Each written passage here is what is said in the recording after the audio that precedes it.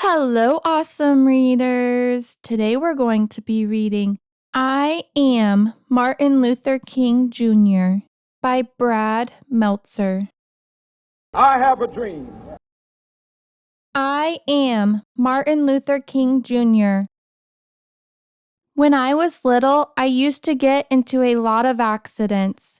One day, my little brother hit me in the head with a baseball bat. 2 other times, I mistakenly got knocked over by a car. Another day, I tumbled over our banister, then bounced through an open door into the basement.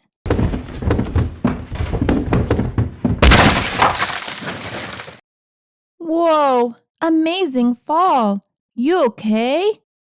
I'm okay. No matter how many times I fell, I kept getting back up. Even before I could read, I knew I liked books. My dad always talked about how I kept a lot of books around me. I used to tell my parents, when I grow up, I'm going to get me some big words. There is a power in words. Big words were in my future. When I was 6 years old, one of my best friends was a boy whose father owned a store across the street. Tag, you're it. No, you're it. No, you're it. No, you're it. My friend was white. I was black. It didn't matter to us. We would play games and have fun together. But when we started going to school, everything changed. He went to a school where all the kids were white. I went to a school where everyone was black. Soon after, he told me, I can't play with you anymore. Why? My dad said so. He doesn't want us being friends. But why? You're one of my best friends, aren't you? Aren't you? I didn't understand. It didn't make sense. At dinner, my parents explained, it's because you're black and he's white. I was so mad that day. How could someone treat me differently just because of the color of my skin? I wanted to hate my friend and his father. But my parents told me to do the opposite, that I should love my friend even though he hurt me. They taught me that it's better to have more love in your life than more hate. Then my mother taught me one of the most important lessons of all. You are as good as anyone. You must never feel that you are less than anyone else. I wanted to believe it, but every day I saw the opposite. I saw you could be treated unfairly just because of the color of your skin. If you were white, you went to a good school with great playgrounds and plenty of books. If you were black, your school was small, sometimes with no desks or even windows. Check it out! A playground! Check it out! Where's our playground? It wasn't just the schools. Black people had to use different water fountains, different elevators, even different bathrooms. In fact, on a hot day when everyone wanted ice cream, if you were white, you could sit at the counter and eat from a nice dish. But since I was black, if they served me at all, it was through a side window and they put my ice cream in a flimsy paper cup. This ice cream is perfect. This ice cream is melted. It got even worse when I was 14. I had just won a speech competition. My speech was about being fair to all people. I was so excited. Then, on the bus ride home, a few white people got on board. You need to give up your seats to the whites. At first, I stayed put. It didn't seem fair, but my teacher convinced me to move. We spent the rest of the ride standing and getting tossed in every direction. It was the angriest I have ever been. Every day, this is what life was like. Black people were treated terribly. The only question was, what could I do about it? At the age of 15, I started college. By 19, I became a minister and entered seminary school to study religion. Over those years, I read the works of Henry David Thoreau and Mahatma Gandhi. Thoreau taught me about civil disobedience, how an evil system could be changed without violence. Gandhi opened my mind to the power of love. Nonviolent resistance? What's that? It's using love and peaceful methods to change unfair things in society. It was a lesson I wanted to share with everyone. In no time at all, I got my chance. In Alabama, a black woman named Rosa Parks was told to give up her bus seat to a white man. It was just like what happened to me. But unlike me, Mrs. Parks refused. She was arrested. Early the next morning, I got a phone call from a local community leader. It's time to take a stand. We should boycott the buses so everyone knows that we won't accept this treatment anymore. You know, that's not going to be easy. Do not ask if it's easy. Ask if it's right. It was just like Thoreau taught. Instead of using violence to protest the unfair rules, Black people would use a peaceful method. We would not ride the public buses. Without our money, the bus companies would go out of business. Now, the only question was, would it work? On the first day of the protest, my wife called me to the window. The buses are all empty. It's working. We had to keep it going. As the head of the bus boycott, I gave one of the most important speeches of my life. The room was packed. Camera crews were filming. I had only 20 minutes to prepare. I didn't use notes, but by speaking from my heart, I found out how big words can be. We are determined here in Montgomery to work and fight until justice runs down like water and righteousness like a mighty stream. When the history books are written in the future, somebody will have to say, there lived a race of people, a Black people, who had the moral courage to stand up for their rights. The police put me in jail, saying I was breaking the law. Other folks bombed my house, but instead of using my fists, I kept my calm. Don't you want to fight back? I am a man of nonviolence, and I know that I do not stand alone. We are with you all the way, Reverend. If no one rides these buses, we'll go out of business. You're finally getting that, huh? For more than a full year, every Black person in the city, and some white people too, refused to ride the buses. That meant some people had to walk for miles, but they kept going.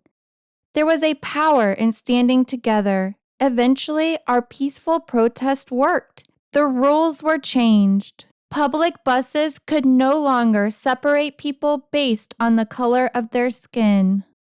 That was only the beginning. Soon, our peaceful protests sparked other peaceful protests. At lunch counters, college students organized sit-ins where they would not stop until everyone could eat together. Our methods of nonviolence were so powerful, I was invited to meet with the president at the White House. But sometimes the hardest problems were right at home. Daddy, look, an amusement park. Please, can we go?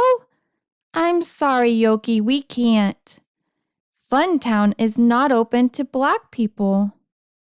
Seeing my daughter cry was one of the most painful moments of my life. It only made me work harder for change. Was it easy? Absolutely not. During one protest in Birmingham, Alabama, the police again arrested me and locked me in a dark jail cell that had only one window. Someone slipped me a newspaper in which white religious leaders had written an article calling us lawbreakers. Someone then snuck me a pen.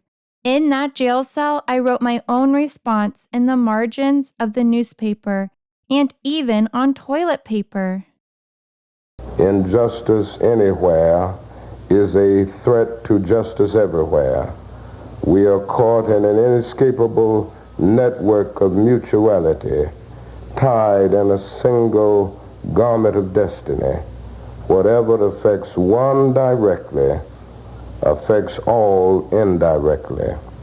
My letter from Birmingham Jail was soon published as a pamphlet. Then it was in magazines and newspapers. Today it has been read by millions of people.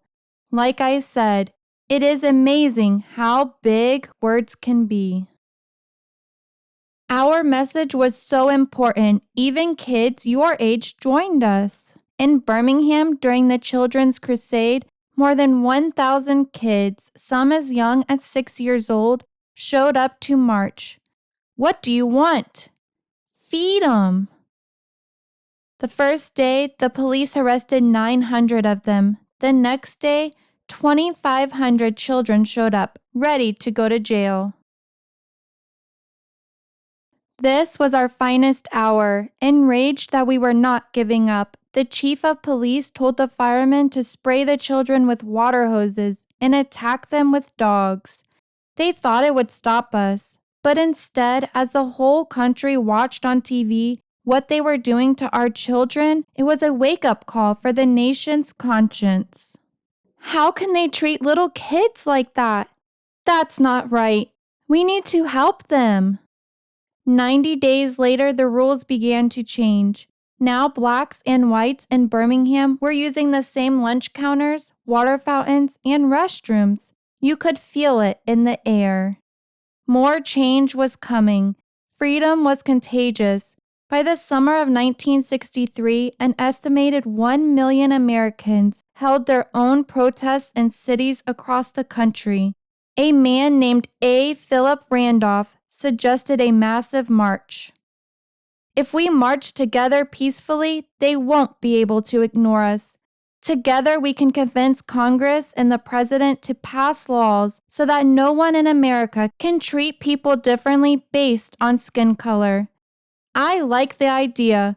Where should we have it? There's only one place. People came from almost every state. They came in nearly every form of transportation. They even took off work and did not get paid just to be there.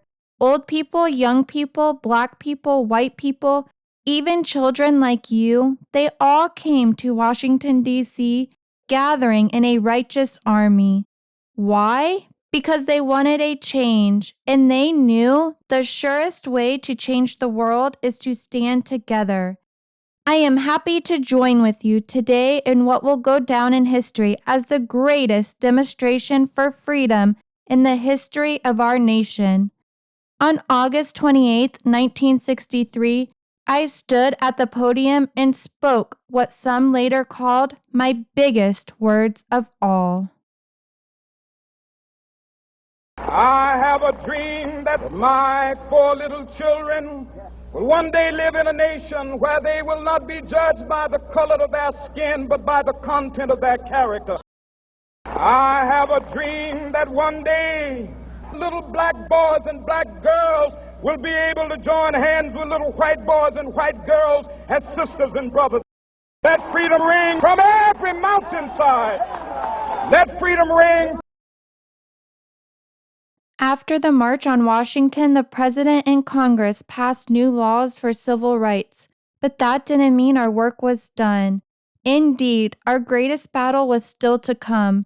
It began with 600 activists as they tried to walk 54 miles from Selma, Alabama to the state capital of Montgomery. Back then, there were rules that stopped black people from voting. If you want to change the laws, you have to be able to vote for new people who make the laws. We're marching to tell the governor, we want voting rights. This brutality must end. No matter what, don't let them pass. The police had billy clubs and tear gas. They attacked our group and knocked many people down. But as I learned so long ago, you have to get back up. No matter how hard they hit us, we remained peaceful. Still, we didn't get through. 2 days later, we tried again. Now there were 2,500 of us. We will get to Montgomery. No, you won't. I promise you won't. Once again, we tried. Once again, we did not get through. Did we give up? What do you think? It was Sunday, March 21st, 1965, our third try. Now we had 8,000 people with us. We are on the move. We shall overcome. For 2 days we marched. Rain could not stop us. The world was watching. The White House was too. President Johnson even sent troops to protect us. Check out the crowd. Black, white, Christian, Jewish, all standing together. Exhaustion could not stop us. As we reached Montgomery, Alabama, tears were shed, but this time they were tears of joy. In my life, people tried to tell me I wasn't as good as they were just because the color of my skin. When someone hurts you like that, it can be tempting to hurt them back. You must refuse. When someone shows you hate, show them love. When someone shows you violence, show them kindness. To reach our goals, we must walk the path of peace. We must lock arms with our brothers and sisters. We must march together. When we do, our voices will be heard and freedom will ring. Remember Funtown Amusement Park? Its doors eventually opened to Black people and Dr. King got to take his daughter. Did you know that he was the youngest person to win the Nobel Peace Prize at that time? Just 35 years old. He donated the prize money to the civil rights movement. He said that the prize was the work of many other unsung heroes. He fought against poverty too. There's even a national holiday for him, the third Monday of every January. Only Washington and Lincoln get a day like that, and they share theirs. It's a day to remember how far we've come and how much more work there is to do. I am Martin Luther King Jr. I stand for peace. I stand for justice. I stand to help others. I stand as proof that no matter how hard the struggle, we must fight for what is right and work to change what is wrong. Whatever struggle you face, no matter how hard it gets, you must always move forward. I am proof of this. If we rise up, if we stand together, if we remain united, nothing can stop our dream. The end. Thank you so much for reading with me. If you enjoyed, please don't forget to like and subscribe so that we can read together again.